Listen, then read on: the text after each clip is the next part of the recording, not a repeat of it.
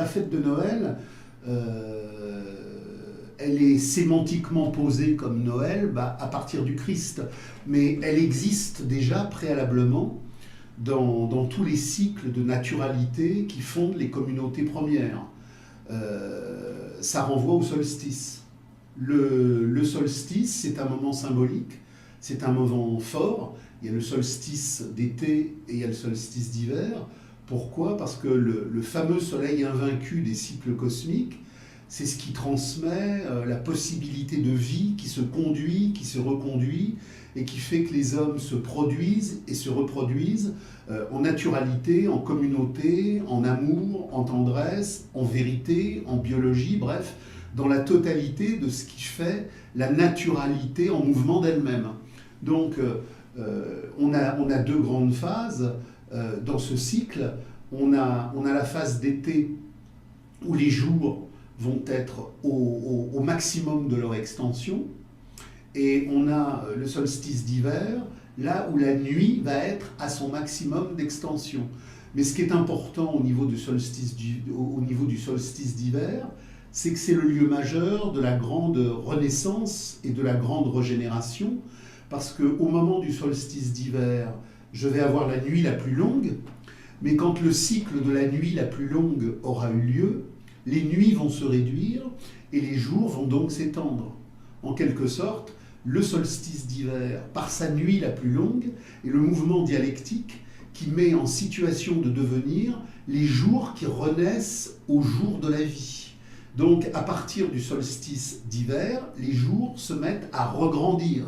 C'est donc, en quelque sorte, la maturation du pré-printemps et de la pré-renaissance qui se met en mouvement. Donc, dans toutes les communautés archaïques, les communautés du jouir, les communautés du vibrer, dans toute cette réalité-là, on a un acte d'amour et un acte de positionnement au soleil, parce que le soleil est la vie qui nous traverse, le soleil est en nous, nous sommes dans le soleil et nous sommes le mouvement d'histoire du soleil. Noël est le moment, en concomitance dialectique et cosmique avec le solstice, de l'acte d'incarnation du Père en le Fils, c'est-à-dire le moment où le divin, qui bien évidemment est immanent au monde, vient rappeler aux hommes que contre toutes les impostures théologiques du monothéisme de la marchandise, dans sa forme juive première, dans sa forme édulcorée coranique ultérieure, la lumière du divin abolit les royaumes de ce monde et les royaumes des biens de ce monde. L'alliance abrahamique comme l'alliance coranique sont des alliances terrestres de préservation, fertilisation des biens de ce monde en la communauté du peuple élu ou en la communauté de l'Oumma universelle. Mais c'est toujours les biens de ce monde comme acte de régentement. Le Christ vient abolir les royaumes de ce monde et les royaumes des biens de ce monde en appelant à l'insurrection réfractaire, puisque contre Mammon, qu'il ne s'agit pas de rééquilibrer, mais qu'il s'agit d'abolir, nous ne pouvons avoir un rapport d'amour au divin que si nous avons un rapport d'insurrection absolue à l'argent. Et l'antithèse est posée. Le Père qui devient le Fils, mais ce n'est pas le Fils qui est le plus important. Le Fils va enfin retourner à la forme première. Et le retour à la forme première, c'est la Pentecôte. La Pentecôte qui est l'émergence de l'Esprit Saint, c'est-à-dire de l'esprit radical de la subversion cosmique, qui enfin, dans le cycle d'accomplissement de l'en-soi au pour-soi, et du pour-soi revenu à soi, boucle la boucle d'infinité radicale de la dialectique de l'histoire cosmique, le Père, le Fils et le Saint-Esprit. C'est-à-dire qu'il y a dans le Noël dont vous me parliez tout à l'heure, il y a déjà Pâques. Parce que l'incarnation en Noël, comme rédemption révolutionnaire, est déjà quelque chose qui conduit à la crucifixion. L'incarnation radicale, pour tuer tous les contrats d'échange,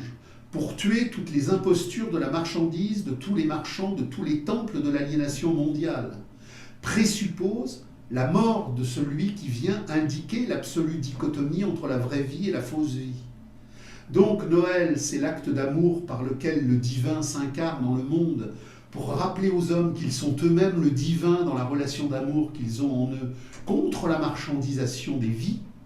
Mais c'est en même temps l'acte d'exécution programmée qui fait que celui qui a dénoncé le mensonge du monde va mourir. Mais il va mourir non pas pour que cela s'arrête, il va mourir pour que la grande renaissance continue, puisque Pâques, comme résurrection réfractaire, insurrectionnelle et incendiaire qui annonce la Pentecôte, boucle la boucle de l'en-soi et du pour-soi revenu à soi, dans cette totalité subversive et radicale du Christ révolutionnaire. Le Christ révolutionnaire, et là je renvoie au fameux texte de Marx et de Engels, Les origines du christianisme primitif,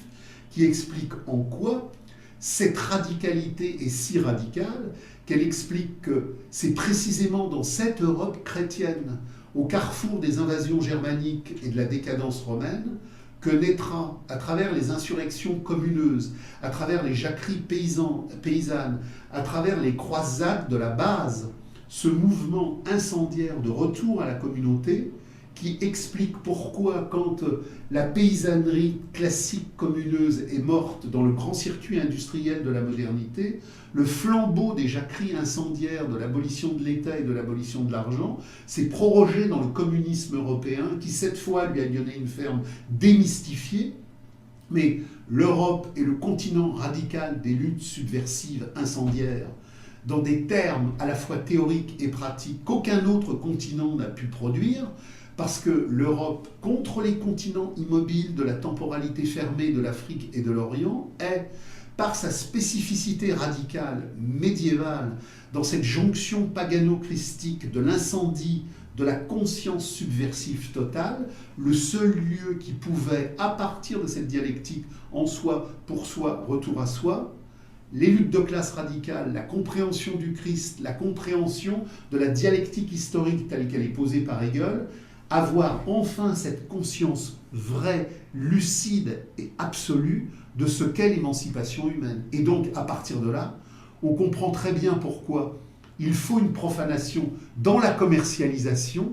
comme vous l'avez dit tout à l'heure, c'est-à-dire que ce Noël, qui est tout sauf un acte commercial, puisque Noël est précisément un acte radicalement anticommercial à la base, puisqu'il vient nous rappeler que la vie des rayonnances divines, la vie des rayonnances de l'humain est anti-argent,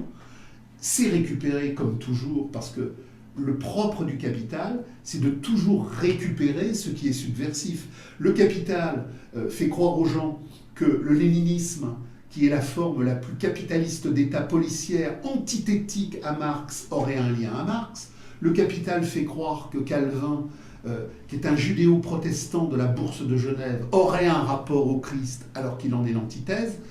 Comme le disait Marx et comme le disait Debord, la spécificité du capital, c'est de digérer tout ce qui est antinomique à sa substance, pour la neutraliser, pour la retourner et pour asservir encore plus. Donc il est important d'asservir encore plus en tuant l'incendie radical réfractaire de Noël, pour en faire une cucutri-praline commercialisable et commercialisée, parce que le capital, dans son